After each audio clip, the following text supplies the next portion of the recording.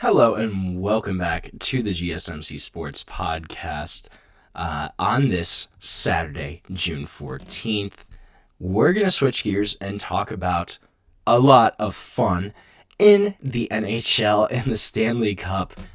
Rob, what's been going on? Have you been kind of keeping up? Did you look at this while we were on break? What's going on? Fill me in to all the action on the Stanley Cup.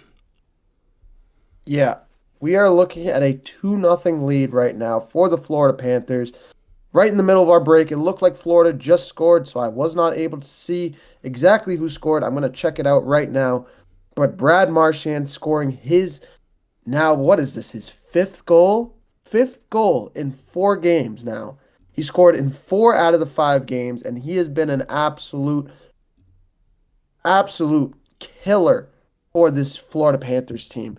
A guy that they brought in before the trade deadline from my hometown in Boston, from the Boston Bruins, a guy that I watched play and I grew up watching. And as heartbroken as I was to see him go and not finish his career in Boston, the second I saw it, I threw my hands up and I said, Florida's going to win the championship again. Because that is how good Brad Marchand is. He is a clutch performer that shows up in the moment.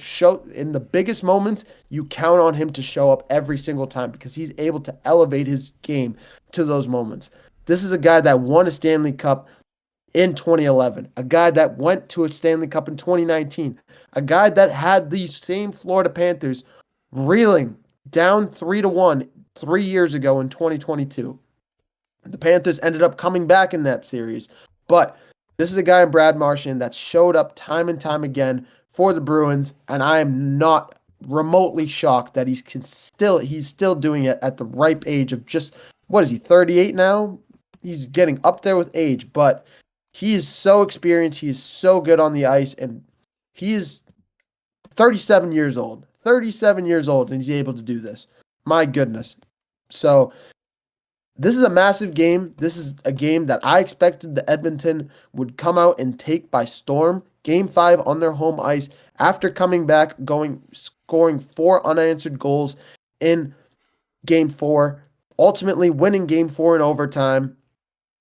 I thought Calvin Pickard would show up in a big moment. Once again, he's in net to start the game for the Oilers, which I'm not shocked about.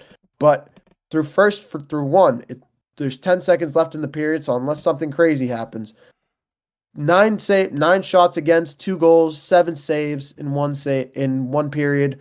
It's not over, but the Oilers are in a tough spot once again, putting themselves with that goaltending position, putting them at a disadvantage. And I said it before the playoffs started.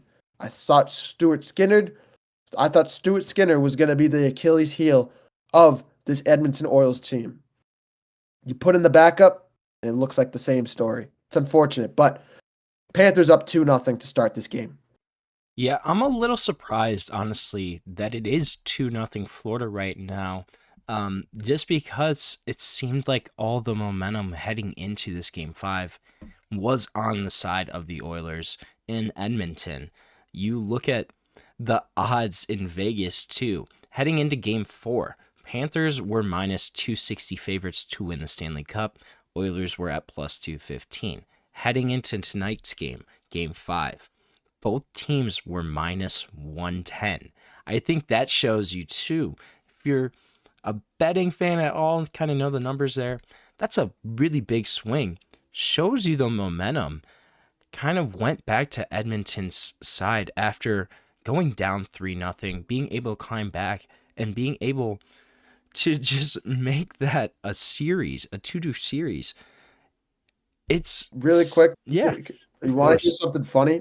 One of my roommates from this past year that I just graduated college, he sent me a photo that he bet on the Edmonton Oilers down 3-0 at plus 1,600. We all looked at him like, what are you doing? And 15 minutes later, we're like, are you just Houdini now that you know what's going to happen in the future? I'm sorry for cutting you off, but I thought that was really funny. That's a little nice little side note. It's a little side story. But no, I agree. It seemed like this was going to be Edmonton's game from the jump. But early on, 2-0 Florida, kind of seems like that's not going to be the case. Are we going to see another one of this magical Edmonton Oilers comeback victories in this game 5? Down 2-0 already, but you're at home, and you've done it 7-8 times already in just this playoff run. What do you think, Merab? Are we going to see another Edmonton comeback victory tonight? There's a team to do it. It is the Edmonton Oilers, a team that's come back. What is this? They've done it 8 times so far in these playoffs. They have been the comeback kids. They've continued to do it time and time again. They've done it twice in these playoffs. They did it in game 1 and they did it in game 4. Can they do it once again? I'm leaning towards no, just because I think the Panthers are just a better, more skilled team on paper, all around a better team. If they're going to do it, Connor McDavid still yet to score his first goal in the series. When will Connor McDavid wake up? Has it been the defense? It's definitely been some part due to the defense of the Florida Panthers. To Matthew Tkachuk, to Sam Bennett, to Sam Reinhart, they've all played phenomenally on that back line. But at some point or another, you are the best player on this team. As much as I love Leon Draisaitl, you are the best player on this team. And Leon Draisaitl has been phenomenal in this series as well. But Connor McDavid needs to show up at some point. If there's a moment for him, Game 5 on your home ice, you can go back to Florida with a 3-2 lead. This is a perfect time. If you lose this game, going back to Florida, in my estimation, the series ends in 6 games. In Florida, closeout game, I'm not expecting Florida to lose. The former champions, I don't see them do it. The defending champions, I don't expect them to lose. So I think this is a must-win game. If they need to come back to have a chance in this one. Merab, you read my mind because I was going to bring up Connor McDavid and his scoring drought. This is a guy that I think we can pretty much all agree he's the best player in the NHL. If anybody else says differently, I mean, go ahead and disagree with me, but I don't know. I think it's pretty clear that this guy, he's something special in terms of the hockey world. I think there's a lot of credit here to Aleksander Barkov too, the Florida Panthers captain. He's been able to shut down Connor McDavid when he's been on the ice. I agree though. I think it does kind of feel like it's almost inevitable. When's McDavid going to score? It seems like every single game, every period, it's just like we're just itching, biting, just waiting for Connor McDavid to get that first goal in the Stanley Cup. When do we think it's going to happen? Do you think it's going to happen? I mean, it just seems like he's too good for him not to score at some point. But again, this Florida team, they're really, really good in their own right. So do you think McDavid is able to break through the scoring drought? I think it's just inevitable. He's just one of those guys that he's inevitable to score that goal. It's going to happen eventually. The question is when. He's been an assist machine in these playoffs. He has, I think, he is well over 5 assists in this series, but he has assists in this game as well.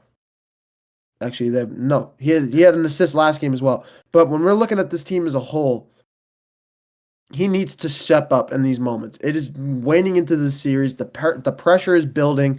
Every moment already matters. Every moment has mattered in this series because every game has been so unbelievably close. 3 overtime games in this series already, and we haven't even entered Game 5 or any of the closeout games. I expect him to show up at some point. This would be a big moment for him if he did. I would be beyond shocked if he didn't. I guess that's what I'm saying. I would be beyond shocked if he did not. So let's say this result, this current score line holds for Game 5. Say Florida ends up winning, going up 3-2. What do you think Edmonton can do at that point to stay in this series and potentially bring that cup home to Canada for the first time in over 30 years? I think how would it happen, or would it happen? Are you asking? Like, how would they be able to do it? Either, both. If they Or could, both? and do you think, I'm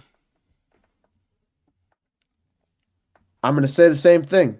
Connor McDavid needs to show up if the Oilers want to win this series. He is the powerhouse. He has been the powerhouse as much as you want to give it to Leon Draisaitl, and I love him. He's one of the shot makers. He's been a marksman this year. Finished second in the MVP race behind Connor Hellebuck. But this is a guy in Connor McDavid that I 100% agree. He is the best player in the NHL this year. He's one of the I've never seen a guy that's able to handle the puck the way he has. Not only handle the puck, I've never seen a guy handle a ball, playing soccer, running on their feet, never mind skating on ice the way that Connor McDavid is able to. The speed, the handles.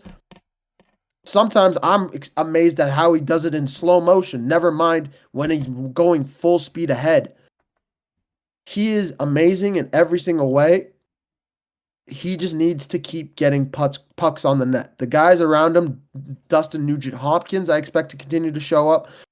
Evan Hubbard, I expect to continue to show up. And of course, Leon Draisaitl will continue to be. He will still continue to score goals like he has in this series. He has at least 5, if not 6. I think he has 6 in this series right now, off the top of my head. But it comes down to Connor McDavid, and the Oilers need to come back and win this game tonight if they want to have a chance. This series needs to go to a 7th game for the Oilers to have a chance, because they're not going to do it in 6. Even if they win tonight, the Panthers are going to win Game 6. It's just going to happen. They're not going to lose 3 straight, but it comes down to winning tonight, and then you go from there. And obviously, we will certainly see what happens the rest of tonight. 2-0 Florida at the end of that first period. We're like that game in the Stanley Cup. We are also going to take another short break. And when we come back, we're going to talk a little bit more NBA and talk about Kevin Durant, potentially a Minnesota Timberwolf. I don't know. It's an interesting thought, and we're going to get into that and dive into that topic when we come back on the GSMC Sports Podcast.